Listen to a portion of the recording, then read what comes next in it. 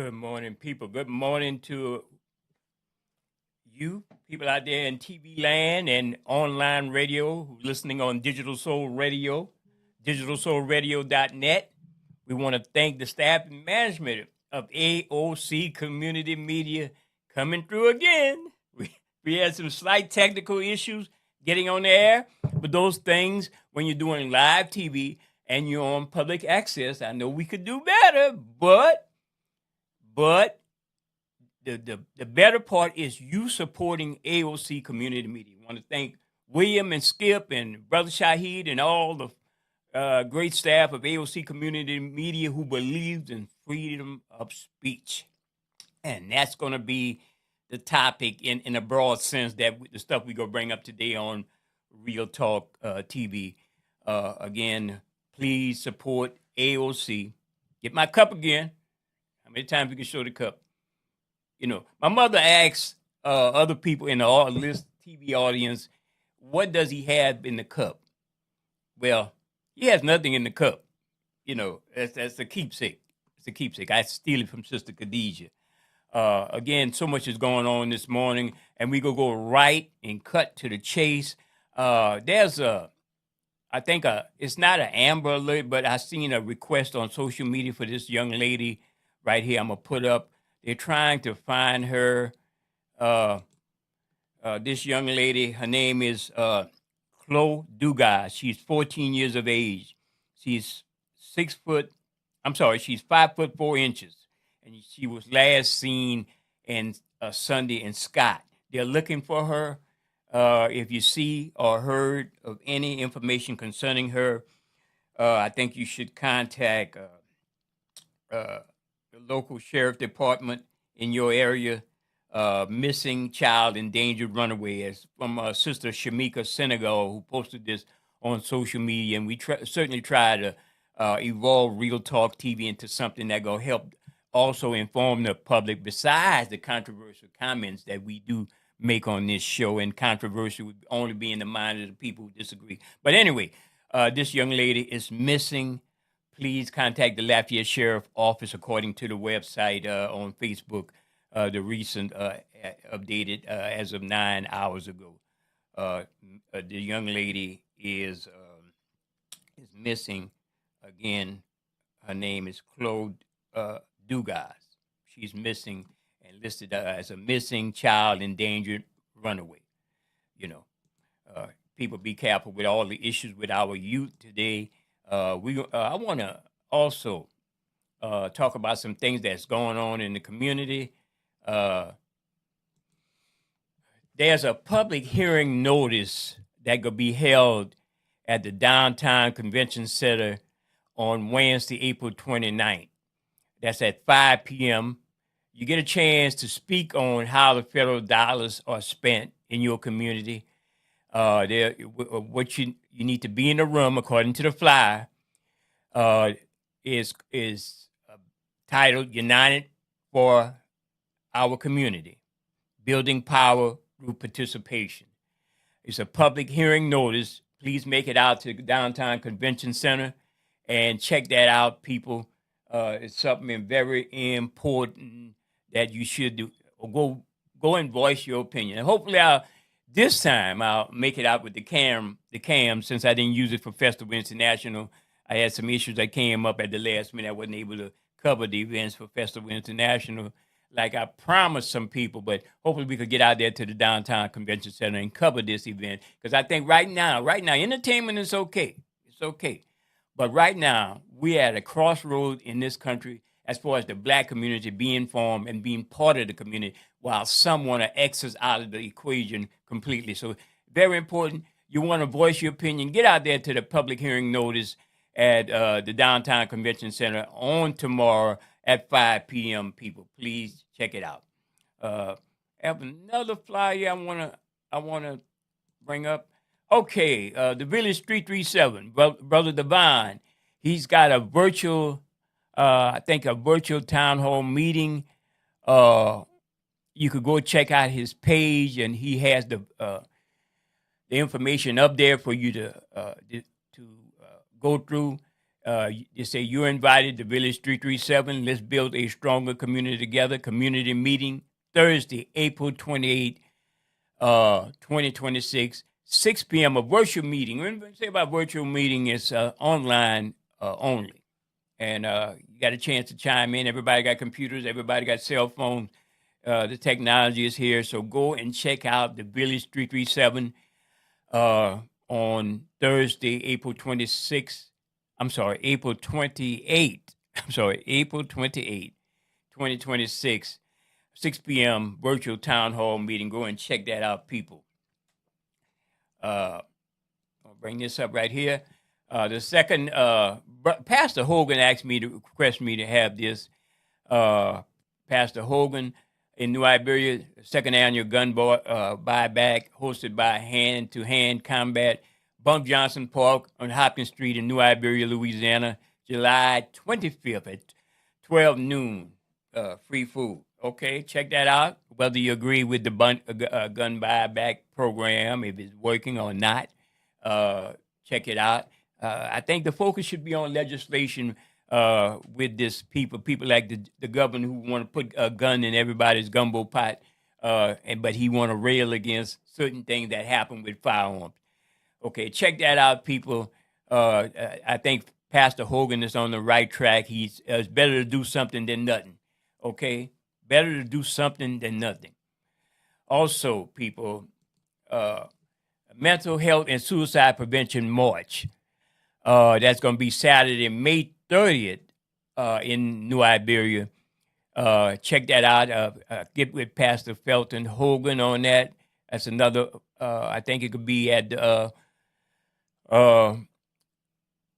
starting at the Boys and Girls Club in New Iberia, and it ends at the closing at the West End Park Pavilion.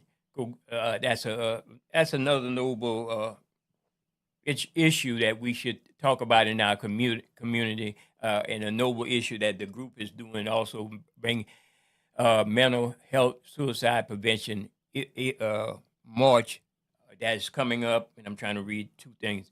Go and check that out. Please support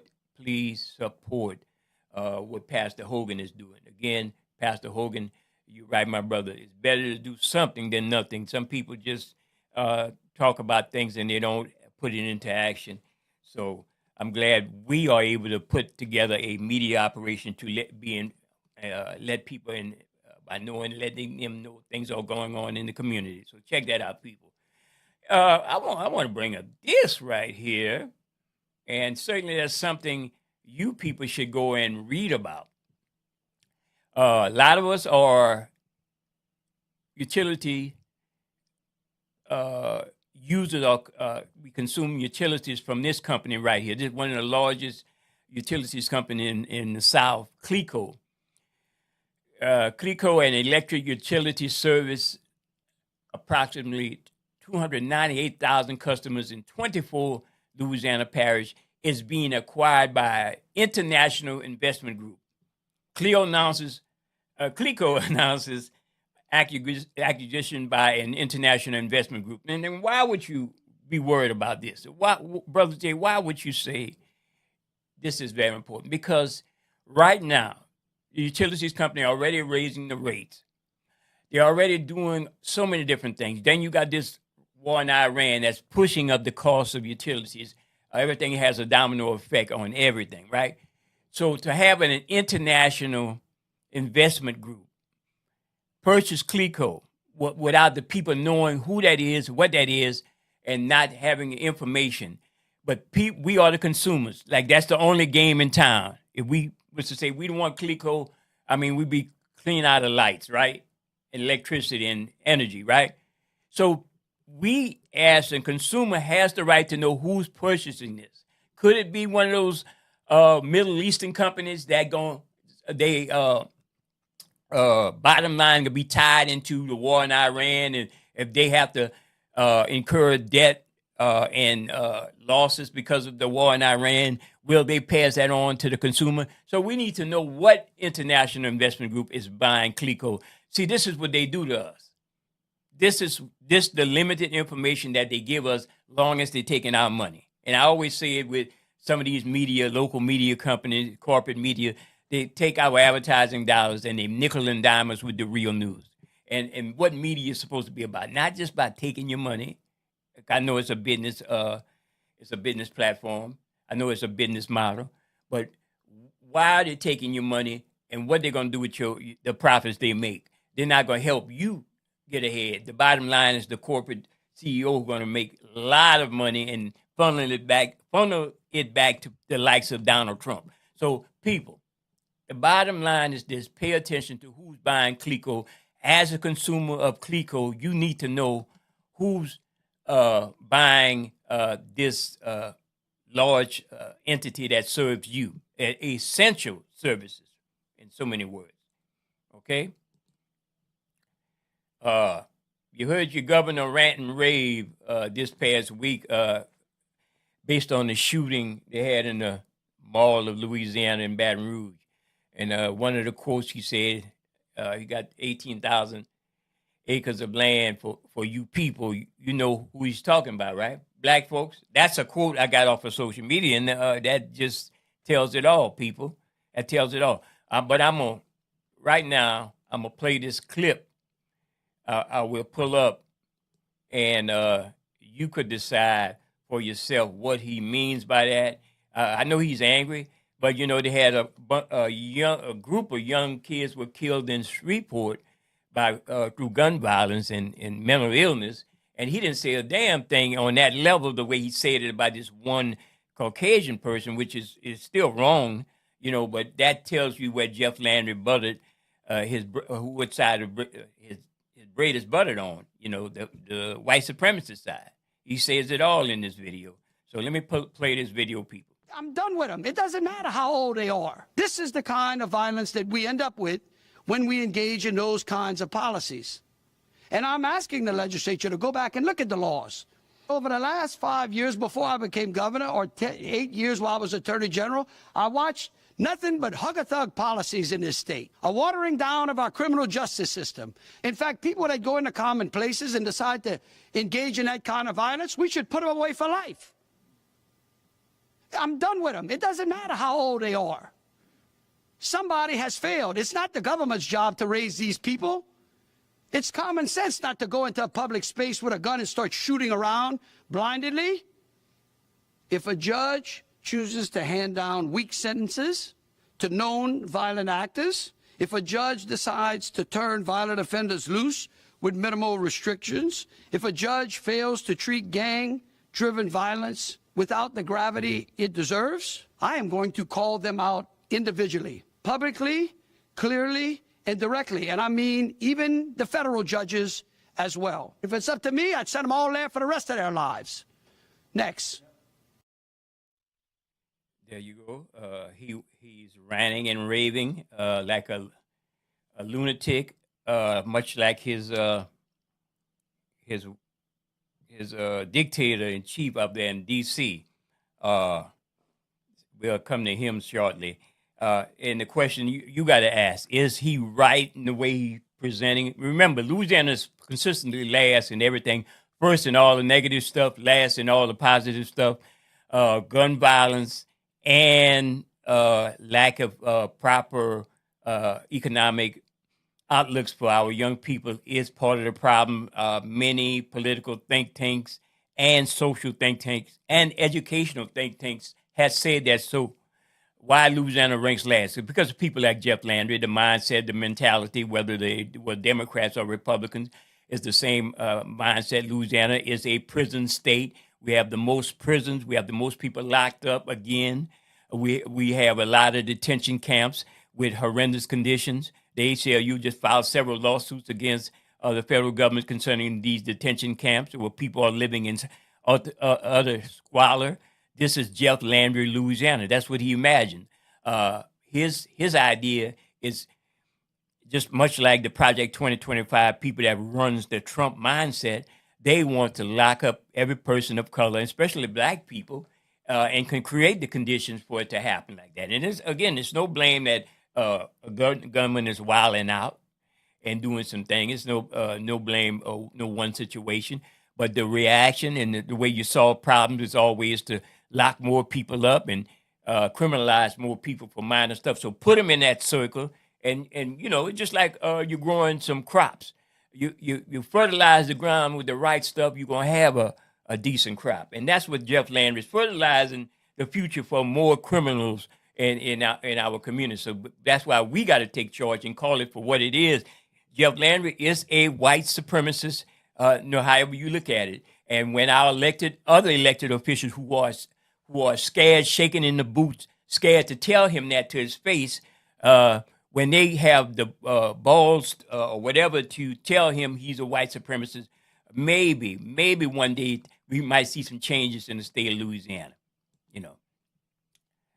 One day, people, not soon, because it's not gonna happen. I got another image I want to bring up concerning the Supreme Court. The United States Supreme Court weigh in how far police investigation can go by using your cell phone location data. It's almost like I had a discussion with Brother Wallace concerning the license plate readers. Now, it's great that we know a license plate was in the neighborhood, just like the license plate could be used to solve a kidnapping, the young lady we read about, or whether a runaway or the last person seen. But the intent of law enforcement and the people behind the law enforcement situation, that's what we got to study. Sometimes they can just track you for the hell of, let's see what Brother Jay and let's see what Brother Keith is doing. Let's ping their cell phone and see where they've been, who they've been talking to. This is not investigating anybody. This is simply invasion of your privacy. I mean, I'm not sure everybody could want to be comfortable with the federal law enforcement, local law enforcement, knowing everywhere you go because they're looking at your cell phone. You want them to know where you go. You want them to know who you've been talking to. You want them to know every aspect of your life. That's not freedom, people. You might as well say you got a ankle bracelet on. Even with license plate readers should be used just to investigate a suspected criminal. They shouldn't be used to follow you, what neighborhood you was in or what. And that's what they do. The intent is always just like the anything that some tool anybody use. And then when you have evil, dark forces behind that, you got Palantir, that company that Trump and his sons are grifting with, getting money because they're giving contract along with Elon Musk. Palantir tracking your information, creating weapons to in the future come after you and do so many horrible things. Just look up the company Palantir and see what a lot of negativity is being said about the company. So be careful, people, what you ask for. You might get the wrong thing. You might get the wrong thing. So I want to go to another clip. First of all, no, I want to talk about this. A young man who was a great pioneer in media and entertainment passed away this past weekend. None other than Brother DJ Fab. Brother Fab was a DJ and radio personality on The Breeze. That's a station in Franklin and Morgan City for a long, long time. He sponsored events, been a part of events. He was a brother that when you see him, you could shake his hand and come up to him. And so we had a chance, Sister Khadijah and I, when we wedding videographers also. We do everything with the cameras and the microphone. And we had a chance to meet him at a wedding we had done so many years ago. We had covered, and Sister Khadijah was the photographer. I was the videographer, and DJ Fab was over there also. So we want to give our deepest condolences to his family, a great brother who always was looking out for the community. He would be sadly missed. That's Brother DJ Fab, a.k.a. Josh Singleton from the Morgan City, Franklin, Patterson area. Matter of fact, my father's kinfolk, my cousin they were Singletons out there in Morgan City. Sister Suzanne, who passed away also, she was married to a Singleton. So we know some great people out there that way, and we want to give our deepest condolences to the family of DJ Fab. He brought so much delight and joy to people at events and on the radio also. He would be sadly missed. Let's see. We'll go back into this. Well, you know what happened this past weekend. You know what happened this past weekend. There was a so-called assassination attempt, and I say so-called because now the social media is lit up whether or not this was a fake or false flag. So I'm gonna play a couple of videos, and you tell me what do you think. You could reach me at area code 337-272-8849 on Real Talk TV. Also streaming live on digitalsoulradio.net. Digitalsoulradio.net. So we're gonna run this video, and you tell us what do you think. You think they're bringing too many people in on the group chat? I do think it was a false flag. I think it's a false flag for the stupidest reasons imaginable. That is to say, like, this is why we need the ballroom. I feel like they might have let too many people into the group chat. You do not want this many people in. It's what happens when you have like an influencer presidency. Literally, everybody wants to get in. Do we really need Randy Fine in the group chat? Do we need Randy Fine in the same group chat as like 18 groypers? Is that necessary? This is why Trump needs to build the White House ballroom. This is why we need Trump's ballroom. Thank God Trump's building a ballroom at the White House. Now you know why the left is suing to block Trump's privately funded White House ballroom. We need the White House ballroom. You can actually tell which of these grifters thinks more highly of themselves and which of them are the most shameless. Nick Adams, totally shameless. Wall Street bets, totally shameless. Cernovich, as always, head up his ass. So when he gets the message, this is what you need to tweet, he's like, I'm going to put my spin on it. I'm not like those other guys. I'm going to put a spin on it, you know? Libs of TikTok, incredibly boring, no self-respect, you know? Meghan McCain puts the whiny spin on it, right? Because Becky McCain is like a whiny bitch, you know? She's like a ooh blue blue blue, how could you kind of person. So she puts the like victim spin on it, you know? Cernovich being authentically crazy. He's a bit of a real one. The Bush administration was more competent in their talking point.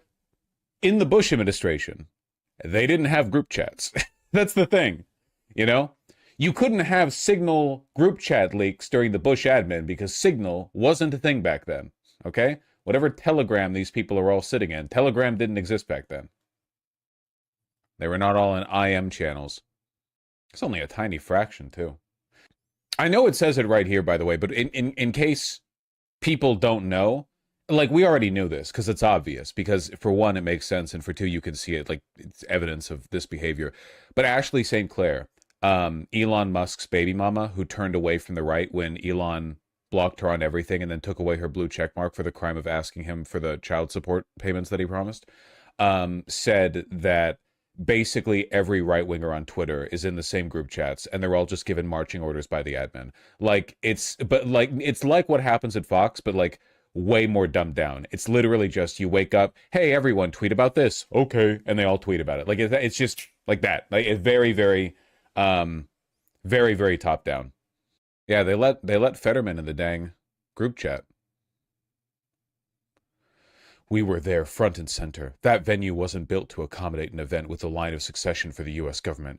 After witnessing last night, drop the Trump derangement syndrome and build the White House ballroom for events exactly like these. Not Fetterman Lamau. No. It's like all of them. It's genuinely all of them. So did they pay the person to charge the ballroom, or how does that factor into the false flag? Nah, you would never do that. My guess, personally, is that the FBI identified the shooter as a threat long before he made it to the hotel, and they were just like, yeah, there's probably going to be like a guy making a shot at it. You know, he's going to be stopped, of course, because there's 50 lines of security before you make it to the actual ballroom. So when it happens, we're all just going to post. Doesn't really matter. I mean, any level of conspiracism, I think, is warranted when you're dealing with administration that lies as transparently as this one. Every day is another market manipulation attempt. I don't really care. You know, you can believe whatever you want. It doesn't really matter to me. I believe Kamala Harris was a strong candidate. Dial it back. Dial it back, bucko. Anyway, you know, the media is having fun with this. No one gives a shit, right? No one actually cares. No one gives a fuck. Fool me once, shame on you, etc., etc. Um, it doesn't really matter. We're really living in like a post. It's weird because in some ways society is more consolidated and monocultural than ever, but in other ways, like it is incredible how little this moves the needle now. You know, if you think about, it's not just here, right? Like even Trump's original dubiously legitimate assassination attempt, that one also didn't move the needle at all. It was like a big fuss for a couple of days, but it really ended up going kind of the same way as Charlie Kirk. You know, it's like you have a month of every right wing account posting the left doesn't realize what they've unleashed, and then nothing happens.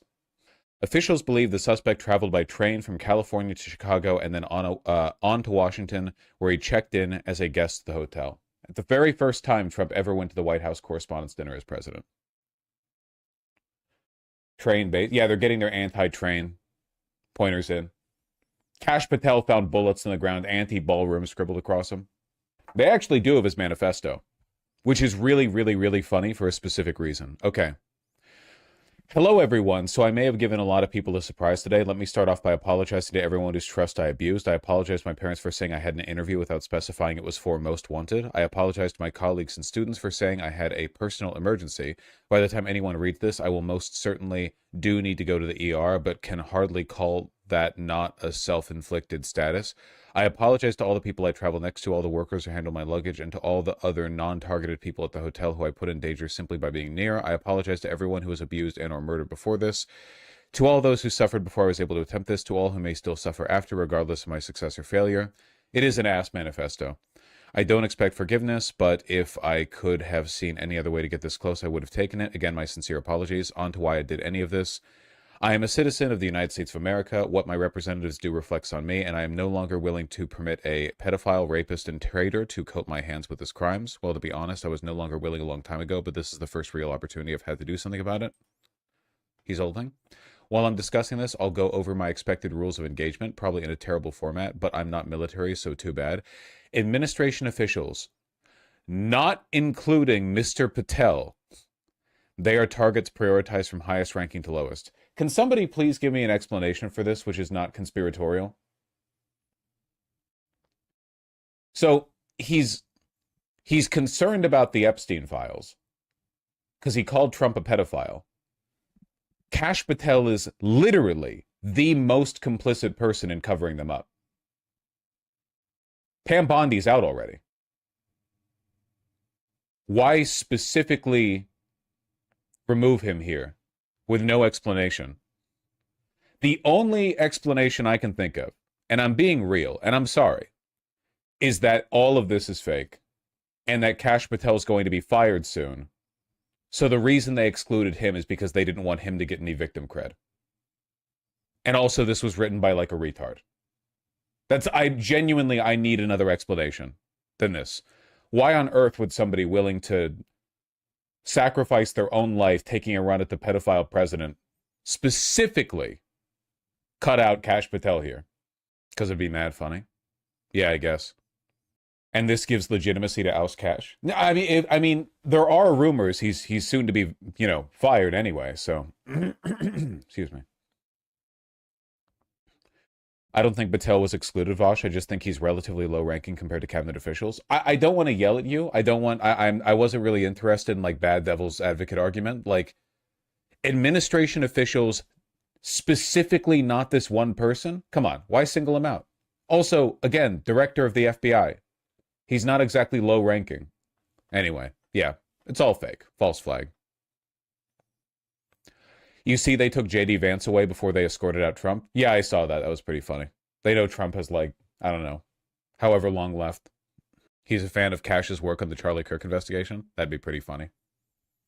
Excluding him, his due reward, not targeted for scrutiny. Only a secret ally of the American people could have fumbled that investigation so badly. In order to minimize casualties, I will also be using buckshot rather than slugs. What? Okay, yeah, I'm going all in on false flag. I don't really care. Assassination with buckshot? Okay, yeah. That would increase casualties, Lamau. It would increase like random damage. It wouldn't increase you can't fucking assassinate someone with buckshot. That's insane. Like, why would you me entering the venue with a blunderbuss that I filled with silverware that I stole from the kitchen? Yes, you can shut the fuck. I'm uninterested in your sophomoric understanding of how firearms work. An assassination with buckshot is insane. It's the most insane thing I've ever heard in my entire life. It's genuinely the craziest thing I've ever heard in my life, okay? I don't want to talk to you about it. Exploding cigar type. Yeah, seriously. It's all fake. Cole Allen had a picture of himself on Instagram in an IDF sweatshirt before his profile got removed. That's probably fake. I need a better source on that than RT, I'm afraid. I choose to believe it. To be fair, the blunderbuss of silverware would be significantly more deadly than buckshot. So stupid, man.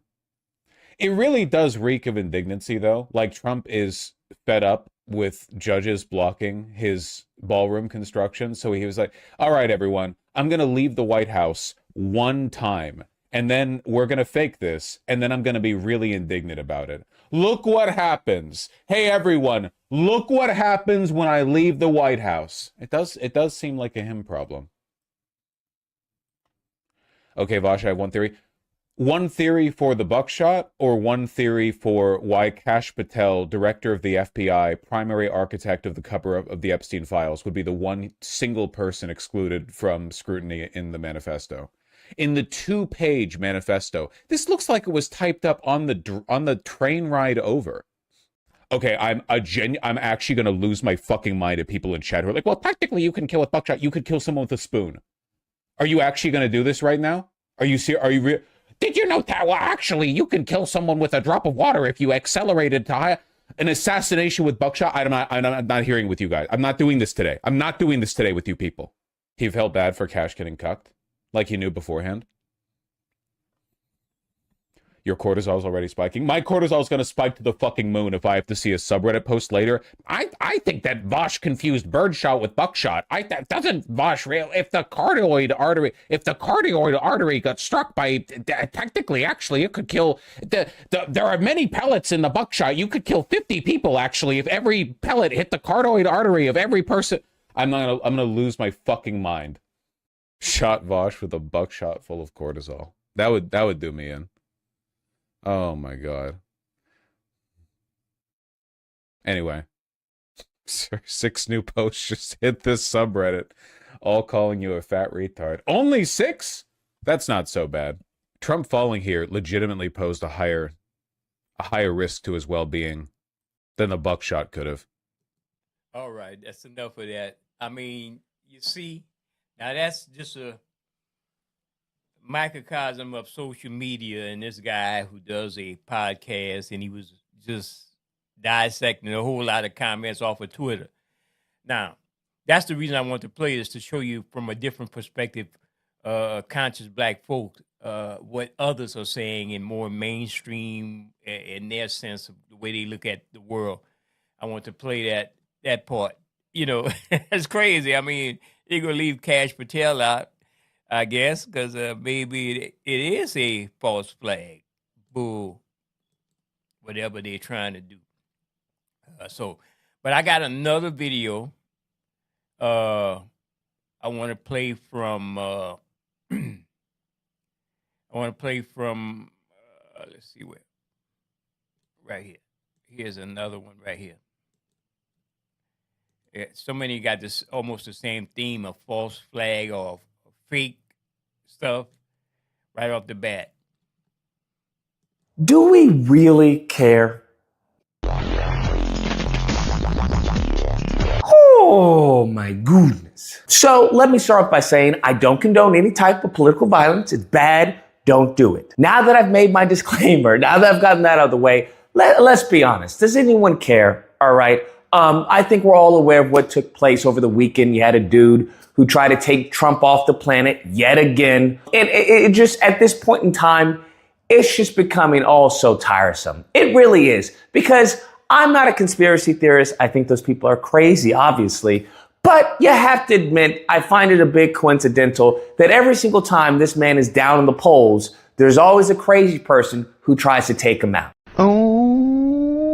Those are just the facts. It happened with Kamala Harris. It's happening now that he was trailing at 32%, especially given the war in Iran, high gas prices, high food, the economy in the dumpster. And sure enough, oh my God, it's a crazy liberal. He tried to take out Trump. Oh my God. It's just like, it's becoming repetitive, right? It's like, I've seen this story before. I've seen this show before.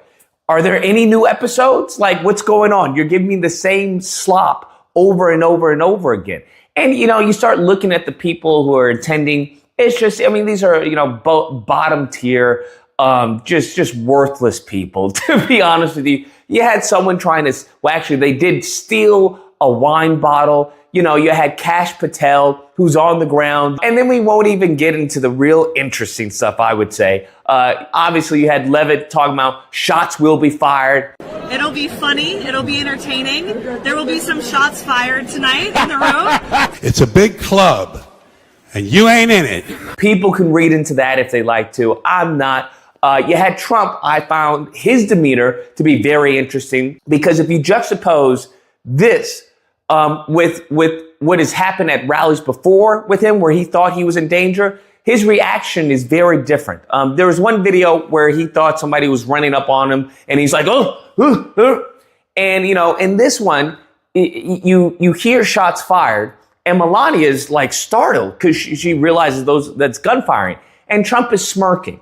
Now you can say, well, Lucas, that's our president. He's hardened, he's battle tested, and everything, and it's just like, sure, just more slop for the people. That's how I view it. It's just more slop. He goes and tells the media that he thought it was trays falling. And I heard a noise and sort of thought it was a tray.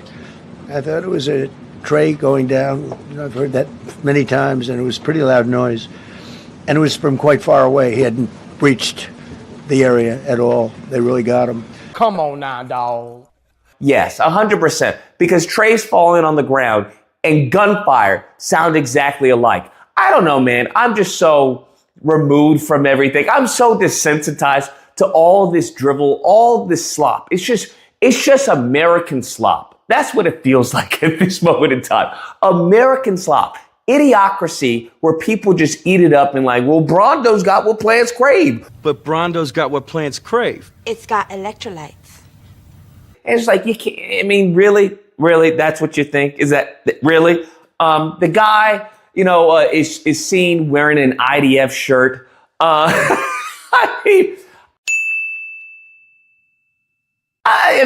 This, if I was a conspiracy theorist, which I'm not, this would be a field day, bruh. Just field day, just seeing all this stuff right here, because it's gotten so sloppy because they know the general public's IQ has extremely plummeted.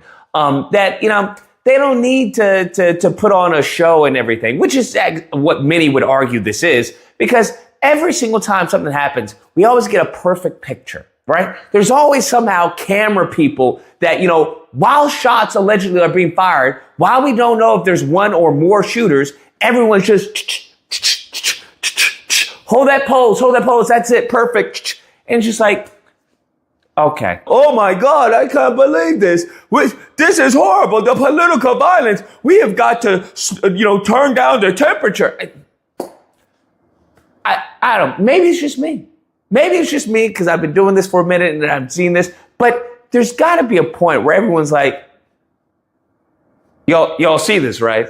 Like, it's not just me. Y'all, okay, got you. Damn. Then, of course, we have our favorite blonde-haired, blue-eyed lady, Erica Kirk, who's crying, and somehow we have a camera right at the precise time where she's walking out going,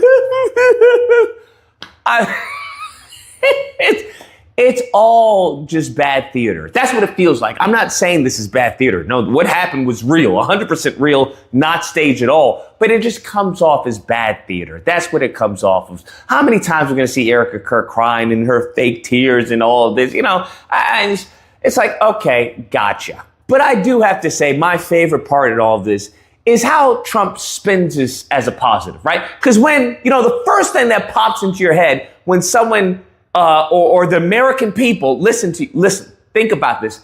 The American people have multiple times tried to remove this person from the office of the presidency. Multiple times, okay? Majority have been white. We have this one black guy, but majority of them have tried to move him from office. His own people have tried to remove him from office. Get him out of here. His own people said, we've got to get him out of office. His own people have denounced him. His own people. And what does he do? Oh, they're not MAGA. They're low IQ, yada, yada, yada. Just think about this. But naturally, when you start to think, the first thing that comes to mind is not, oh, they want to silence the truth, because that was the right's, framing for all of their hateful rhetoric. It was always, oh, the reason why I'm banned is they're trying to silence the truth. Okay, that's what they're trying to do, and that's exactly what Trump does. Well, you have to understand that great people, they've tried to take out great people. Look at Abe Lincoln. They took him out. They're trying to take me out. I must tell you, the most impactful people, the people that do the most. You take a look at the people, Abraham Lincoln. I mean, you go through the people that have gone through this where they got them. But the people that do the most, the people that make the biggest impact, they're the ones that they go after. Sure, Jan. Are there those circumstances where good people have been taken out? Absolutely. Charlie, we're not talking about you. You're one of the bad ones. Yeah, I think you know that now, huh? Yeah, Satan's probably sat you down and gave you a whole brief. Yeah, well, I wouldn't know. Anyways, and then there are those people who are like, maybe you're just a POS. Did that ever come across, your mind? Did that ever pop in your head? Maybe I'm not doing right by the American people. I miscalculated.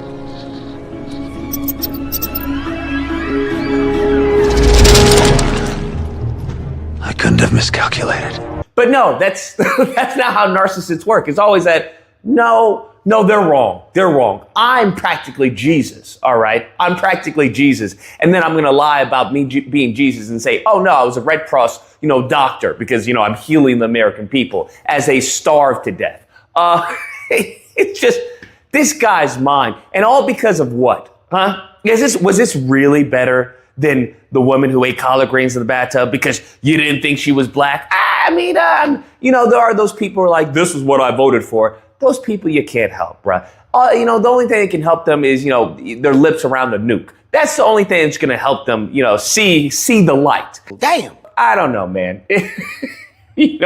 Nothing changes. That's what it feels like. Nothing changes in everything. Actually, I won't say nothing changes. Things have gotten worse. So that, in fact, I guess is a change. Anyways, guys, that's the video. Let me know what you guys think, whether or not you believe, Lucas, they're trying to take out our president because he's the greatest president since Abraham Lincoln. All right, that's why these crazy liberals. Or if you believe, enjoy your American slop. I don't know what to tell you. We're all excited for the next episode, right? To see this on repeat constantly. Yeah, sure. Whatever you say, whatever the official narrative is, I believe I'm an American. Let's go USA. There, are you happy now? Anyways, if you happen to disagree, you know where to find me. Thursday through Saturday, we may be switching up. We may be doing Friday and Saturday, just 2 days. Friday and Saturday. There'll be a number on screen. Call in and we duke it out. Otherwise, hope you guys enjoyed the video. If you did, please feel free to like, share, comment. Let me know what you guys think. There are some spicy theories going around. Obviously, I don't agree with any of them. I agree with the official narrative.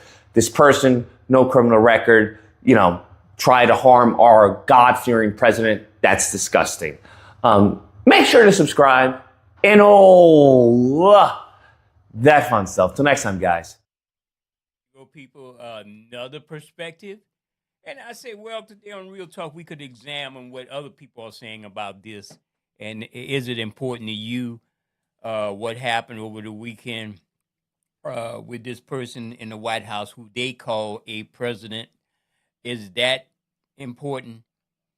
Is that important? So now I want to get another perspective from our good brother Rashad Ritchie, and see what he has to say on it. Let's see. We'll bring the video up. Certainly, there's I think he's a little bit more mainstream, but certainly the skepticism is there of whether or not this is something false, and why would they do some things over and over again that's still not accomplishing anything? Hell of a thing. We spoke to April Ryan, longest serving White House correspondent member who's Black in the history of America. She said, watch, because no telling what will happen. Here's some of that interview before we get into the analysis of the alleged assassination attempt. Here it is. You know what? And I'm going to be honest with you because I'm just so incensed by this. I haven't even asked if he's going to speak. I'm assuming he's going to speak. If he doesn't, I'm like, okay. But if he does, wait a minute, stop. Stop. April. Dr. Ritchie, I'm serious. Do you think he's going to go to the correspondent dinner and not say something? Who knows? They could have worked out a deal with him. What's the worst Trump can do? You know what? And what's the worst Trump can do? We are watching it every day. I have another video. You'll see in this video that the shooter swiftly breached security during the White House Correspondents' Dinner. There's a reason for this, and I'll explain it to you. Here it is. Any monitoring was there?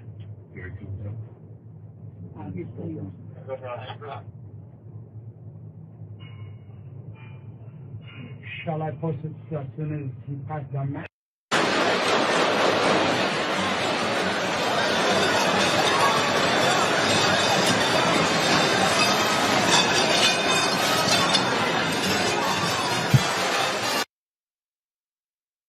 Obviously, a terrifying situation. We do not condone violence at Indisputable. We do not condone political violence on Indisputable. We have championed and advocated for civility in our political discussion in these United States of America. We will continue to do that. This is the current state of our politics. Unfortunately, there's a lot of information and misinformation online. It did not just start with this. A gunman, according to the report, opened fire Saturday during the White House Correspondents' Dinner. After seeing the videos, many are raising questions about the level of security at such a high-profile event. A Washington Post report reveals that the Trump administration decided to provide a lower level of security for this particular White House Correspondents' Dinner than it has for other previous high-ranking officials, even though the president and many cabinet members were in attendance, according to officials who aren't familiar with the security plan. There's more. When so many officials gather in one place for official functions and also non-official functions, such as an inauguration or State of the Union, the Secretary of Homeland Security typically puts the Secret Service in charge of coordinating all security through a formal designation known as a, quote, National Special Security Event. This sounds quite straightforward. There's more. There was no such designation on Saturday night at an event also attended by thousands of journalists who spoke on the condition of anonymity because they were not authorized to discuss security details. Many are also providing questions because of the press secretary, Carolyn Levitt, use of these particular words prior to the event. Here it is. It'll be funny. It'll be entertaining. There will be some shots fired tonight in the room. So everyone should tune in. It's going to be really great. All right. Once again, many, especially those in conspiracy land, are pointing to that and some other things. We don't have those details that are indisputable. We can report on the things that have happened, allow you to make a decision. We are confident in your ability to do so. Here's another fact. Trump posted this that same night. Here it is. So that night, Trump posted these photos of the shooter, Cole Allen, shirtless and on the ground. As you know, this attempt was stopped by way of stopping him. Quote, he's initially expected to be charged with 2 counts of using a firearm and 1 count of assault on a federal officer using a dangerous weapon. He is scheduled to be arraigned today in federal district court, and additional charges are to be expected. Then Trump decided to take to the press briefing room, all right, to sell the nation something, a ballroom. Here it is. We looked at all of the conditions that took place tonight, and I will say, it's not a particularly secure building. And I didn't want to say this, but this is why we have to have all of the attributes of what we're planning at the White House. It's actually a larger room, and it's much more secure. It's drone-proof, it's bulletproof glass. We need the ballroom. That's why Secret Service, that's why the military are demanding it. They've wanted the ballroom for 150 years for lots of different reasons, but today's a little bit different because today we need levels of security that probably nobody's ever seen before. Regardless of your political belief or your fascination with the possible conspiracy theories that are floating around, this is in bad taste. This is in bad taste. Why? Because you had families there. You had individuals who were terrified, traumatized by the fact that they heard gunshots at an official White House gathering. The fact there's a security dynamic that needs to be examined and investigated by the U.S. Congress. Why did the security relax during this correspondence dinner? Could it have been because of Trump's disdain for the media?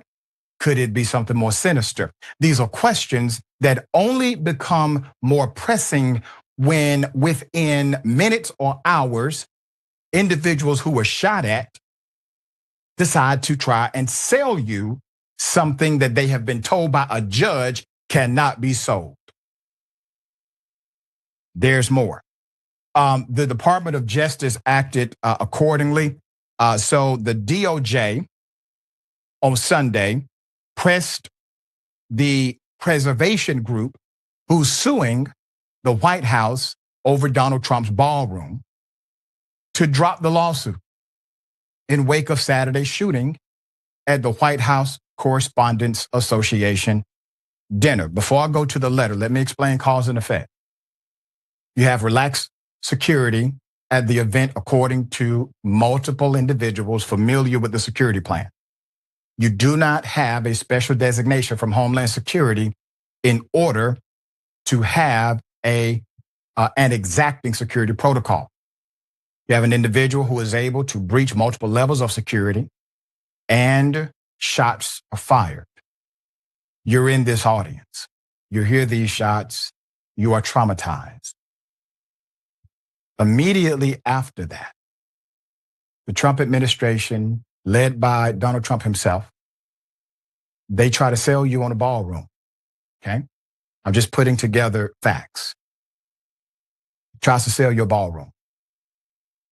Now remember, prior to this, Trump has never gone to a correspondence dinner as president of the United States, ever. His first one, okay? They try to sell your ballroom. Why was Hegseth there? Why was the FBI director there? He was kind of there.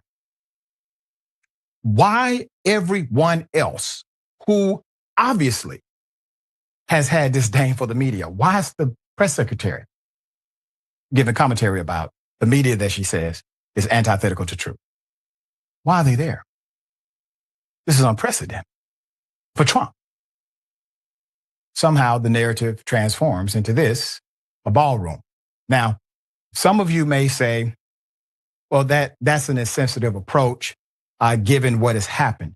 Understand, Trump made it about a ballroom. I did not. Trump did. So Trump took what is a life-threatening situation, within a few minutes, turns it into a sale of a ballroom. Department of Justice, they follow quickly as if the letter was already prepared. Hey guys, because this has happened, you need to voluntarily drop this lawsuit. Put it up full mass. I'm just giving you the facts. In a letter posted on social media, not to the organization, not to the court, but on social media, meaning to who? To you, to me, to us. In a letter posted to social media by the acting attorney general, Todd Blanche, Donald Trump's previous private attorney, the Department of Justice pressed for the National Trust for Historic Preservation to drop its, quote, frivolous lawsuit, end quote, against the Trump administration after Saturday's incident. Quote, if your client does not dismiss the lawsuit by 9 a.m. Monday, the government will move to dissolve the injunction and dismiss the case in light of last night's extraordinary events. The letter continues. Now, before I go into more details of the letter, I want you to understand the nuance that they are not sharing. So there is an injunction. The injunction is a stop action from a court. A judge said, you can't build this ballroom. We need more evidence, okay? Now, the Department of Justice tried to sell this as a security dynamic and a bunker and military backup and all this kind of stuff. So they threw in the ballroom as if the ballroom was required for this. So the judge said very clearly in the order, you don't need the ballroom per se, but you could continue with all of these other security features. Yeah, the judge did not stop the bunker. The judge did not stop the reinforced steel and everything else that was in there. No issues. But the ballroom is an issue. Now, the GOP also got the memo, quote, I'm working with my team. This is a quote. I'm working with my team to draft legislation ensuring the White House ballroom is completed. GOP Representative Lauren Boebert wrote on social media, when? Sunday. Quote, I don't believe congressional approval is required for the project, but I'll keep activist judges on the sidelines, so be it. But if it'll keep activist judges on the sidelines, so be it. More to come this week, end quote. Florida Representative Randy Fine, Republican, meanwhile indicated he would introduce a bill titled the Build the Ballroom Act. Quote, while the lawsuits attempting to stop this privately funded gift to the country are nonsense, last night makes it clear that we need it. And we need it now, end quote. He wrote on social media, quote, I look forward to Democrats repudiating their violent rhetoric against President Trump by co-sponsoring and supporting this bill. Mr. President, build away. How would you feel if you were shot at over the weekend and an individual or a group of people decided to utilize your trauma that you are still experiencing today as a sales pitch for a gaudy ass ballroom? They have more emphasis and energy and collective rigor for this ballroom than they have about the safety of American citizens. They have more collective cohesion for this ballroom than they have for you to afford groceries or gas or higher education. Put it up. In fact, it's not only our politicians, but MAGA influencers online are allegedly being paid to spew post supporting what? Trump's ballroom. You see the tweets there. Here's why Ashley St. Clair, former MAGA influencer and mother to one of Musk's children, explains that MAGA's coordinating messages message is no coincidence. Here it is. So last week, I told you guys that all of MAGA is paid and they coordinate their messaging in lockstep via group chats. And what do you know? All of these people came to the conclusion that after they saw what happened at the White House Correspondents' Dinner, their first thought was all independently, Trump needs his ballroom. The statistical likelihood of this happening in a vacuum, if we are to stipulate that these people are not coordinated, the statistical likelihood of this happening, that they all came to the same conclusion, not probable, okay? I think it's also important to note that one of the main group chats in which they coordinate this messaging is literally called Fight, Fight, Fight after the attempt on Trump's life in Butler. Okay, and this has the official Trump War Room, members of the administration, including James Blair, and all your favorite MAGA influencers. Everyone in that room would have been in danger of being killed, assassinated, executed, if you have a shooter who's willing to shoot indiscriminately into a crowded room, which means everyone has been made a victim in this scenario. But the narrative is about a ballroom that a judge ordered an injunction to stop. And all of a sudden, within minutes, the wheels of MAGA turn in the direction of supporting what Trump said immediately after shots are fired. Build a ballroom. There's more. Yeah. So you have another long perspective from Brother Rashid Ritchie and the TYT Network. Check him out. Go to YouTube and check him out on the TYT, the Young Turks Network. Certainly he got a different perspective from others. But I want to segue into something a slight different. We could talk till we blue in the face about this dumbass White House and the people that runs it, and even the people that connected to the state of Louisiana that's running stuff. You got to wonder if some of these guys from Project 2025, like Kevin Roberts at the Heritage Foundation, are they really smart? And did they think everything through? If you're going to do something to transform this country, why would you wait to get an idiot like the person in the White House to run things? Because that idiot has the potential of messing up everything. So they could keep getting the idiots in Project 2025 and the racist, corrupt idiots. Sooner or later, that house of cards going to fall down on them. So Kevin Roberts and Brendan Carr, head of the FCC, and all the others, Russell Votes. So y'all keep planning. Y'all keep moving the needle. Y'all keep doing all the same things y'all doing with these idiots and think y'all going to survive and attach MAGA to it.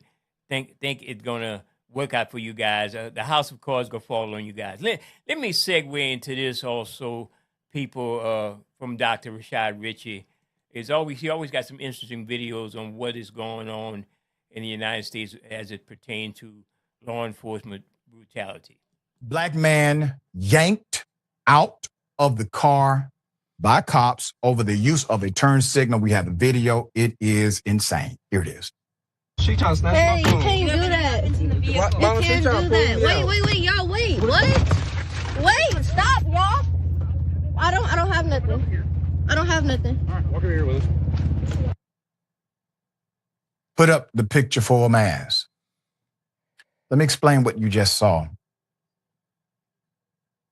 The same Ohio cops captured on video earlier this month, forcing a black man out of his car after pulling him over for not using a turn signal, were involved in a separate incident with another black person that resulted in a damn near $30,000 settlement in January. The latest video shows Dayton police Officer Riley Brown and Officer Elizabeth McDonald forcing a 20-year-old black male out of his car after he pulled into his own home without using a turn signal on April 1st. According to the arrest reports, the cops pulled Jeffrey Johnson Jr. out of the car after demanding to know if he had any guns in the car, but rather than answer him, he attempted to call his mother. But the arrest report provides no explanation as to why they even suspected he may have a gun in the car, other than being a black man driving a Chevy Impala. In fact, they provided no explanation as to why they even decided to follow him in the first place. What's your reasonable suspicion that you can articulate for us? There's none. Other than to ascertain a license plate, which is basically fishing for a reason to pull him over.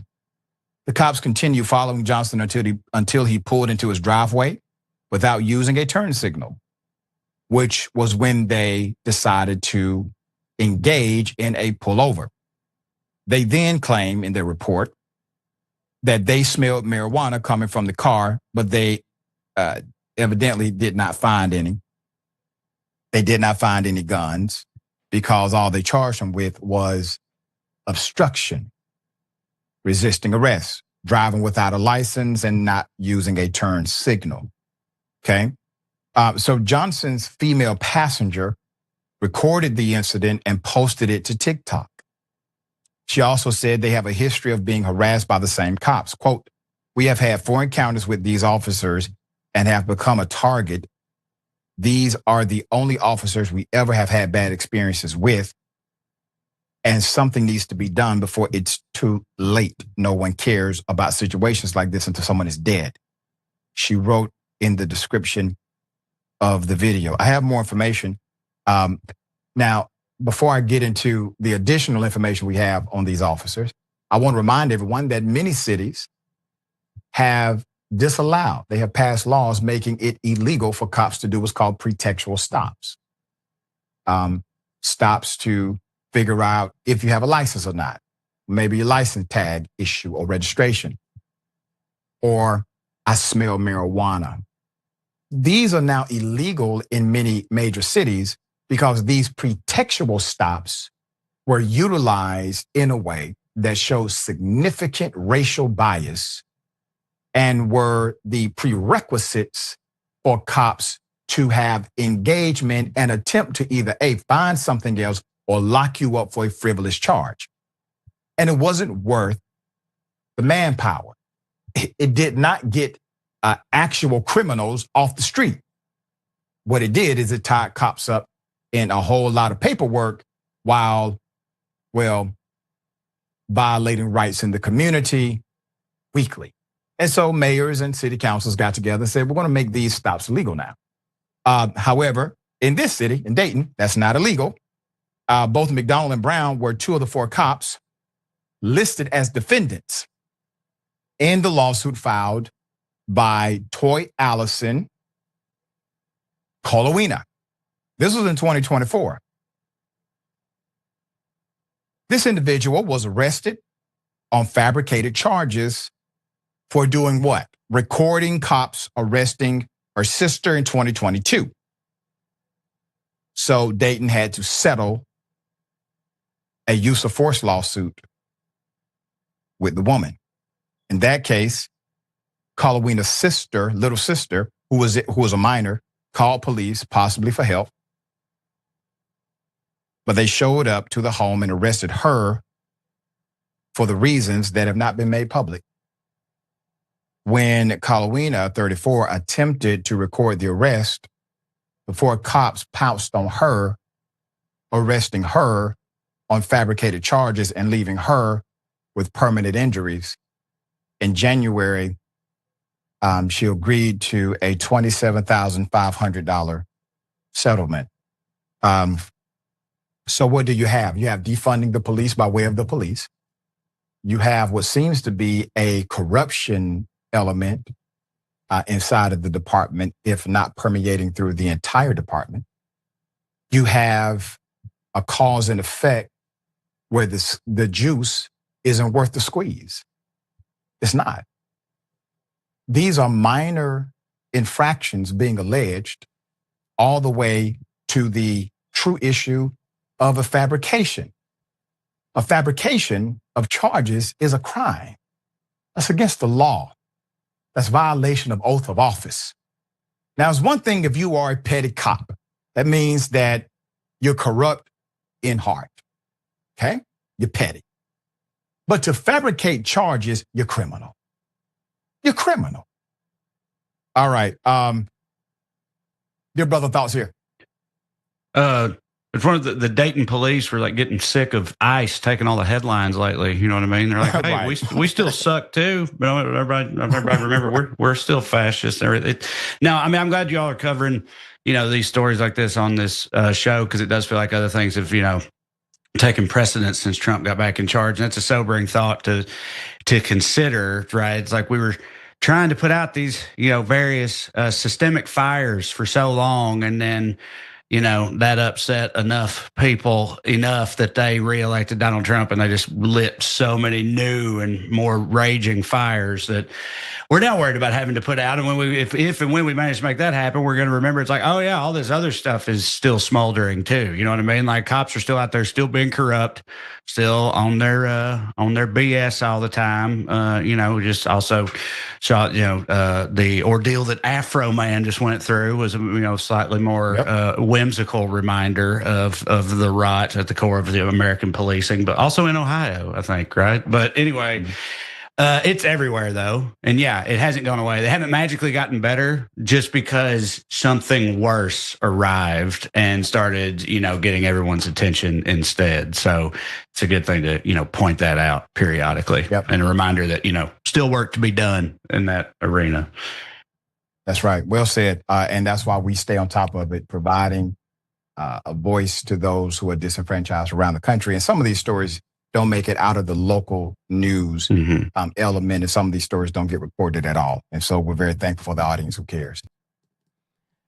Yes, we're back. We want to show you that in the meantime, all of this stuff with this crazy administration in the White House, with the war, with the high gas prices, with the governor going off, also like a lunatic, you still have the issues of police accountability that we have to deal with.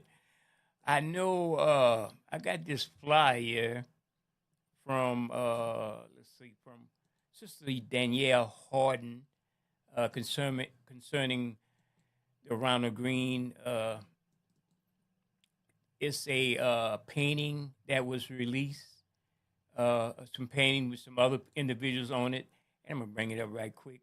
It's something you could look into. Is Four Lost Sons. It opens. I think it's something concerning some paintings and stories about some people who were wrongly treated, or some things that happened with them, especially the Ronald Green case. They call them Four Lost Sons.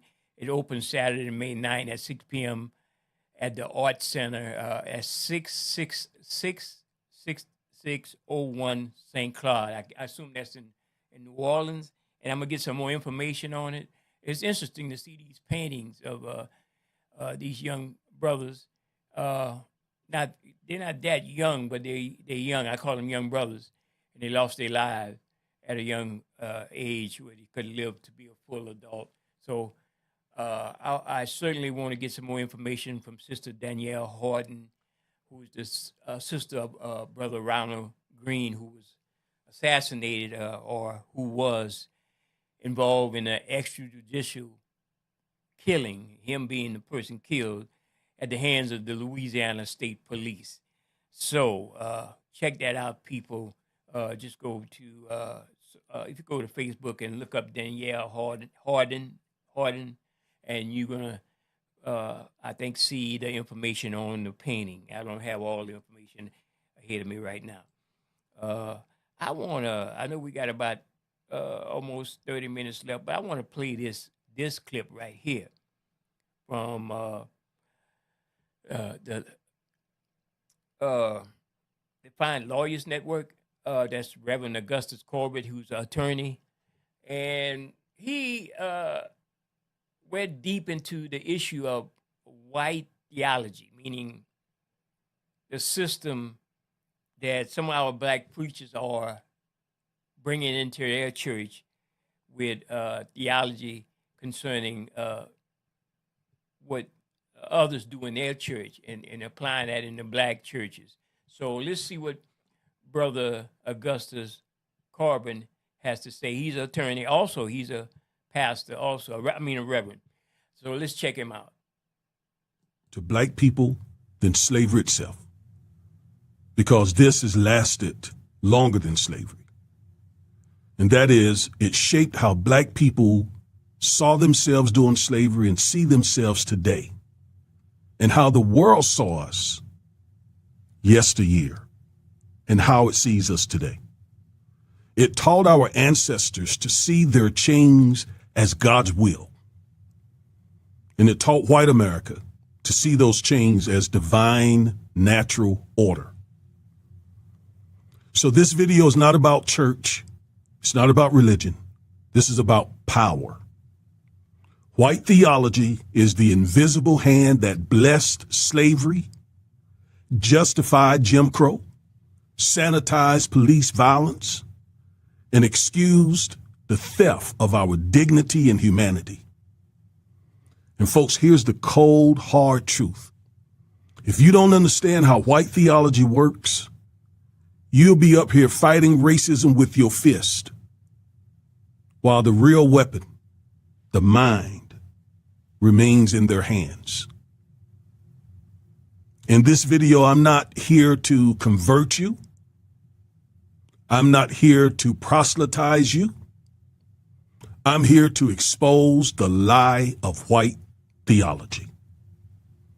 Because if we don't deconstruct, dismantle, and dethrone white theology, we'll keep swinging at the symptoms while the system stays standing. And in this clip, you're going to hear what that white theology system sounds like. This is John MacArthur. He passed not too long ago, but you're going to hear that white theology system in this clip. Let's go there. The question that I want to answer for you is, does social justice belong as an essential part of the gospel? Now let's define our terms a little bit.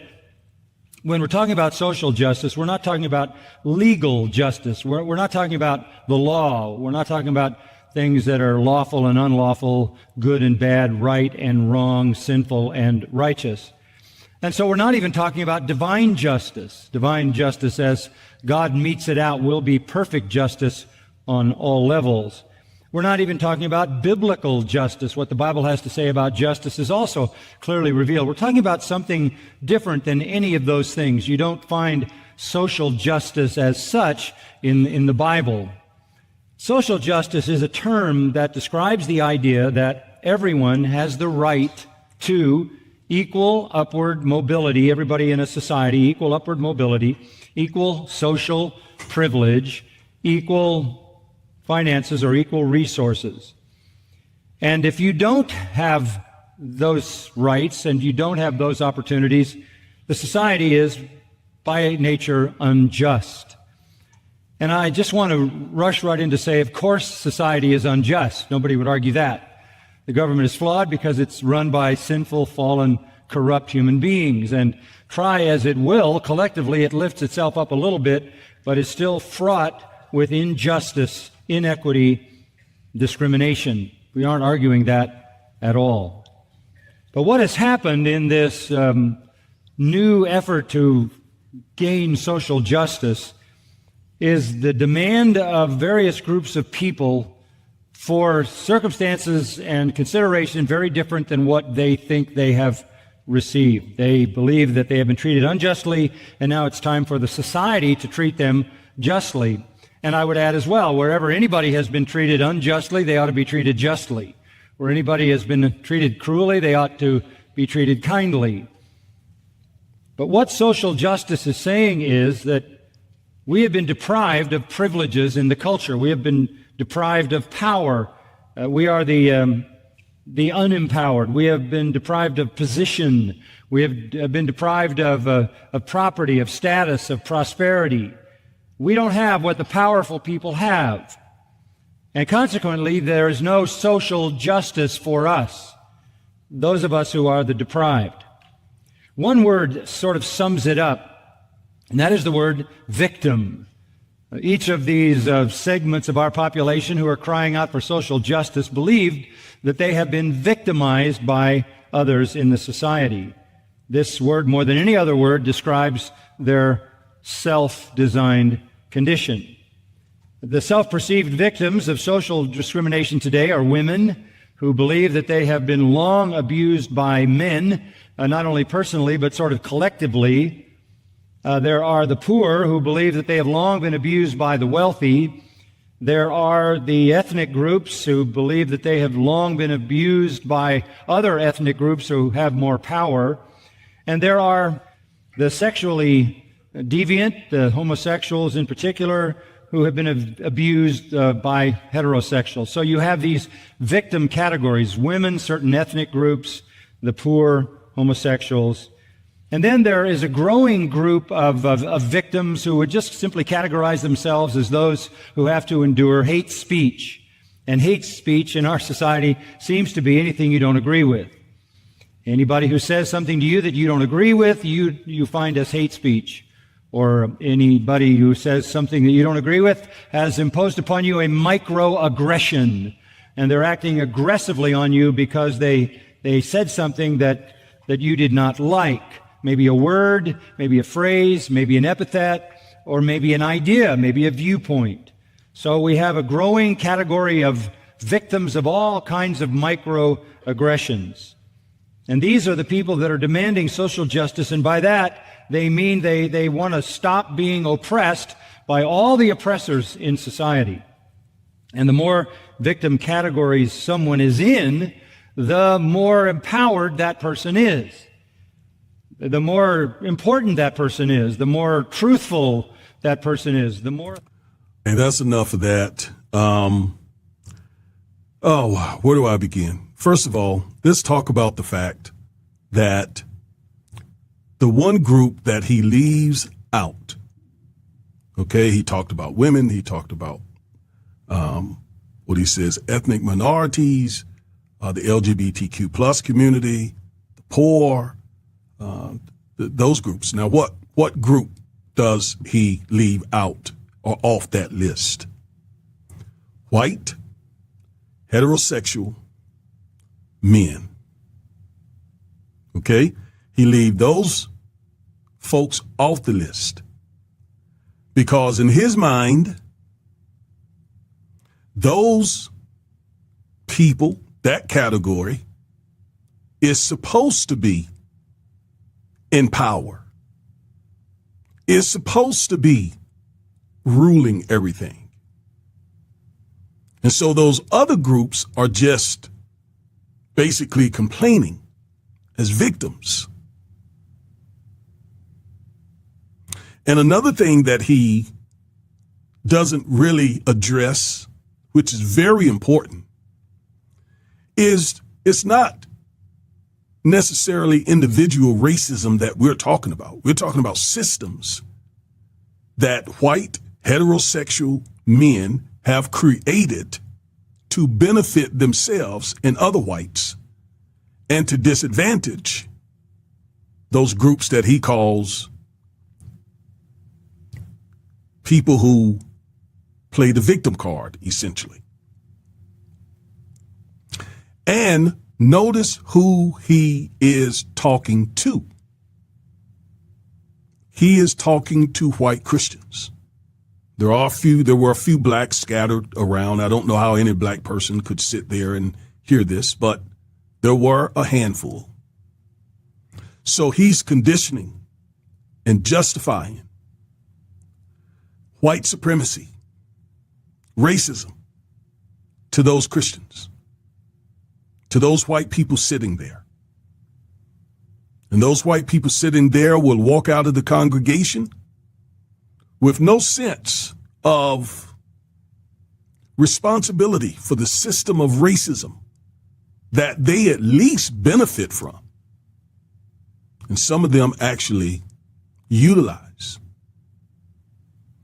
What you just heard is white theology. White theology.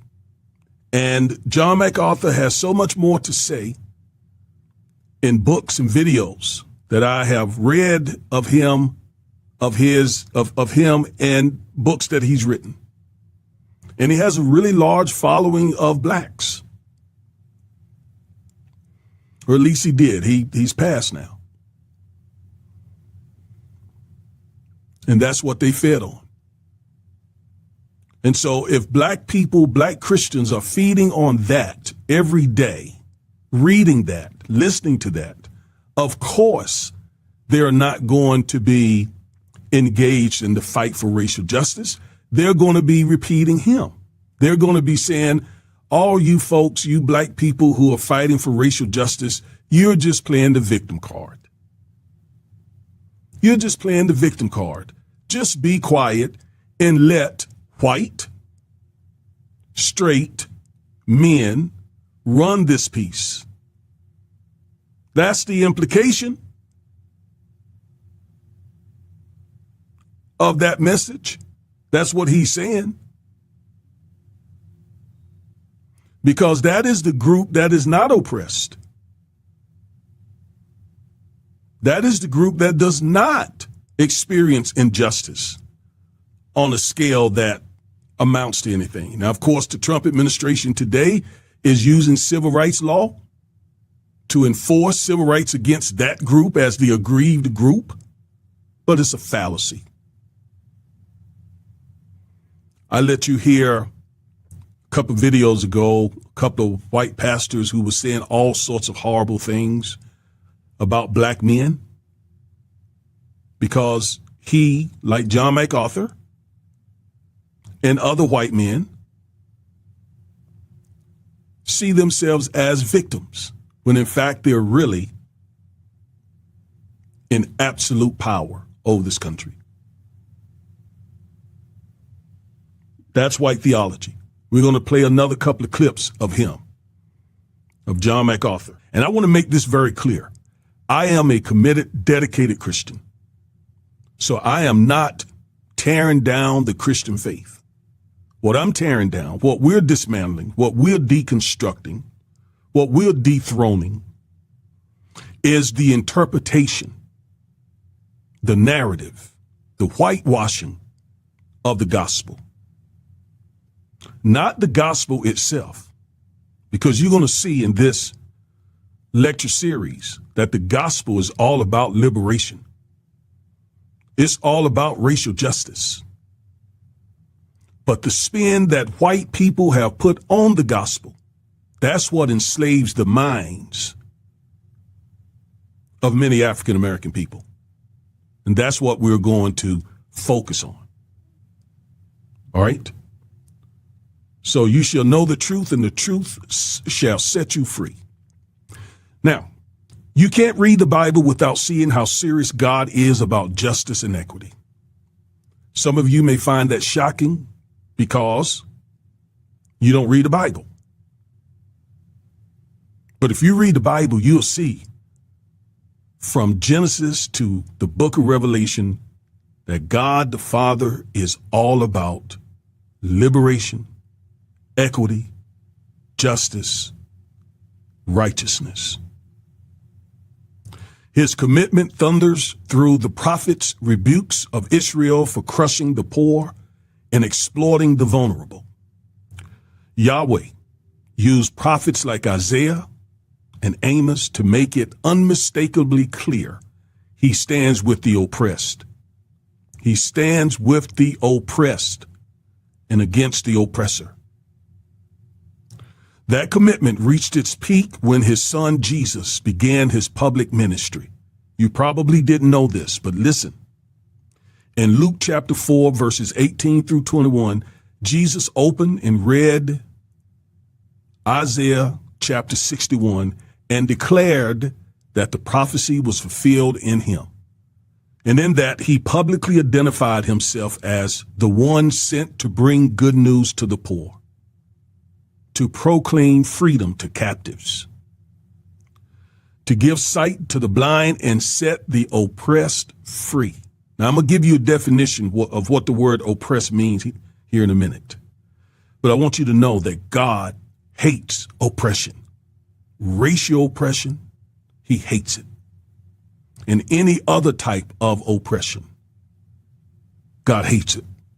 And it was a big reason why Jesus even came to the earth to crush oppression. Rather than people being crushed, he came to crush oppression and the father of oppression, which is Satan. That wasn't symbolic. It was a mission statement. Everything he did after that moment flowed from it. So when he read Isaiah chapter 61, he was not just reading it. He was identifying why he came to earth. The apostles carried that same fire, preaching a gospel that confronted injustice, lifting the oppressed, and challenged corrupt systems. The early church was a movement that exposed evil powers, not a quiet partner to them, but today's church has lost that fire. Today's church is very different than the church that Jesus gave birth to from his blood back in the first century. It's grown soft today. The black church included has grown soft, timid, and silent in the face of injustice. It looks more interested in protecting a social order built by the powerful, and might I add, the wealthy, than advancing the kingdom of God. And we must tell the truth about who helped build that social order. The Catholic Church played a central role. White Protestant churches later built on that foundation that was set by the Catholic Church. Leaders like George Whitefield lobbied to legalize slavery in Georgia and use enslaved labor. These were Christians. While Jonathan Edwards owned enslaved people himself, again, these were Christian ministers. How is it that they could confess to be Christians and yet enslave our people? Because they perpetuated white theology, which is very, very, very different from the Bible. Many white denominations publicly admitted and documented their complicity in slavery and segregation. They created theological systems that stripped justice out of the gospel and turned Jesus into a tool to bless the status quo. And Jesus himself never lent his ministry, his name, to such things. No, we just read when he came on the earth and was ready to enter into his public ministry, he said, I've come for the poor. I've come for the oppressed. In other words, Jesus was woke. And this crowd of white evangelicals and white Christian nationalists today, they would not like, and they do not like, the Jesus of the Bible. They wrapped racism in scripture, baptized inequality, and called it Christianity. That's not the gospel. That's blasphemy. And you see, some of you, yes, you are anti-Christian because you are repelled by the things that whites did to Christianity. And some of you unwittingly, you quote those things. You call Christianity the white man's religion. You call the Bible the white man's Bible. That's because you have associated the Bible and Christianity with the evil deeds of white theology. But if you actually knew it, if you actually knew the Bible, read the Bible, and could clear your mind from that white theology, you would have a completely different understanding of the Bible. To drive home the point of white theology's complicity with racism and white supremacy, here's an excerpt from Frederick Douglass's autobiography about slavery and white theology. He said, and I quote, "I assert most unhesitantly that the religion of the South is a mere covering for the most horrid crimes, a justifier of the most appalling barbarity, a sanctifier of the most hateful frauds, and a dark shelter under which the darkness, foulest, grossest, and most infernal deeds of slaveholders find the strongest protection." So he's saying the religion of the enslaver, white theology, was filthy and totally demonic.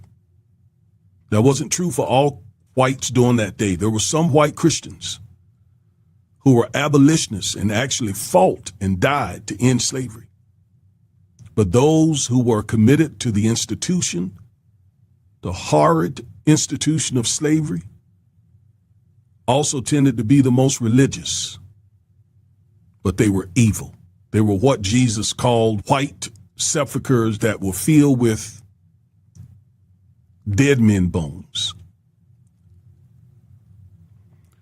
Were I to be again reduced to the chains of slavery next to that enslavement, I should regard being the slave of a religious master the greatest calamity that could befall me. He's saying the worst plantation that you could be on was the religious ones. For all slaveholders with whom I have ever met, religious slaveholders are the worst. I have ever found them the meanest and basest, the most cruel and cowardly. Of all others, it was my unhappy lot not only to belong to a religious slaveholder, but to live in a community of such religionists. Very near Mr. Freeland lived the Reverend Daniel Whedon, and in the same neighborhood lived the Reverend Rigby Hopkins. These were members and ministers in the Reformed Methodist Church. Mr. Whedon owned, among others, a woman slave whose name I have forgotten. This woman's back for weeks were kept literally raw, made so by the lash of the merciless religious wretch. He used to hire hands. His maxim was, behave well or behave ill. It is the only duty of a master occasionally to whip a slave, to remind him of his master's authority. And look, they carried the title of Reverend. Now, does that mean Christianity is bad? No. It means white theology is bad. White theology. Such was his theory and such his practice. That came from Frederick Douglass's book, Narrative of the Life of Frederick Douglass. And too many black churches have dropped the ball, born out of struggle. They should be leading the fight for justice. The African American church was literally born out of struggle. When white Methodists pulled Richard Allen and Absalom Jones out of their church during prayer service, and those two men went and gave birth to the AME church. So the black church was literally born out of racial struggle.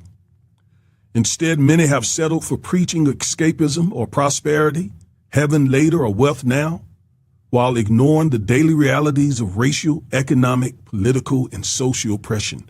This is not the faith of the prophets. This is not the fire of Jesus in Luke 4.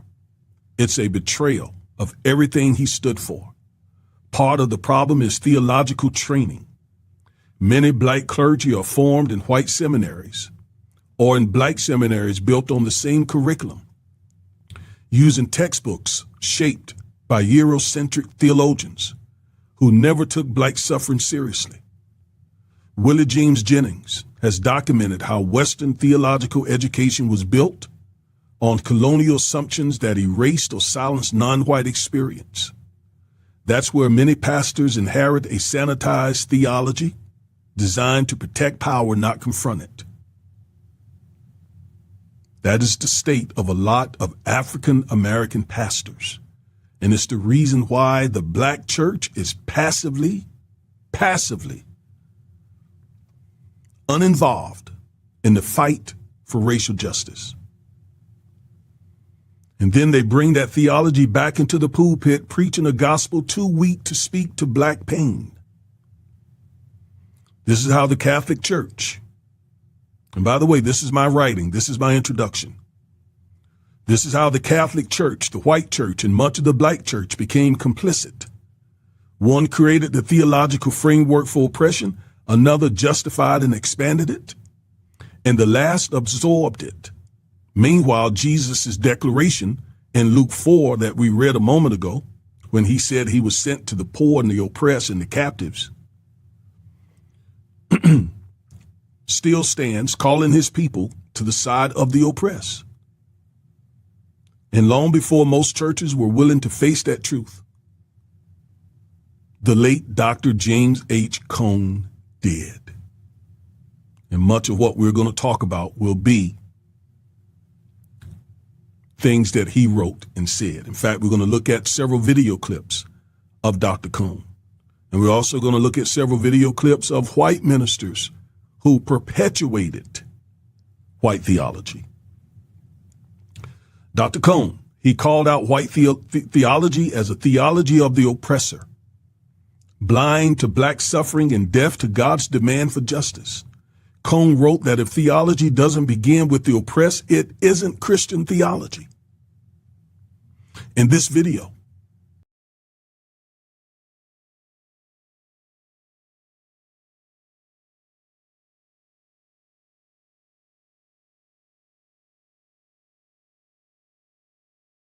All right, people, I'm going to pause it right here, and I'm going to close out. I have to leave a little early, and we're going to close out. We want to see you on tomorrow on the Open Line Radio Show.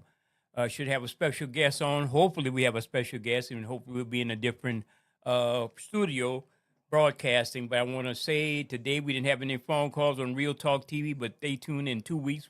Certainly, we'll have some guests on Real Talk TV. Again, apologize for starting out a little late. We want to thank the staff and management of AOC Community Media. So please check us out online. Go to realtalk.news.net. Scratch out the net. Real Talk, REEL, realtalk.news. Realtalk.news, and look at some of the show archives, the new website. Hopefully we'll have some other different information up there on the same website. Also go to digitalsoulradio.net, digitalsoulradio.net. And thank you so much for supporting on social media and on cable TV and online radio, Digital Soul Radio and Real Talk TV. Thank you so much.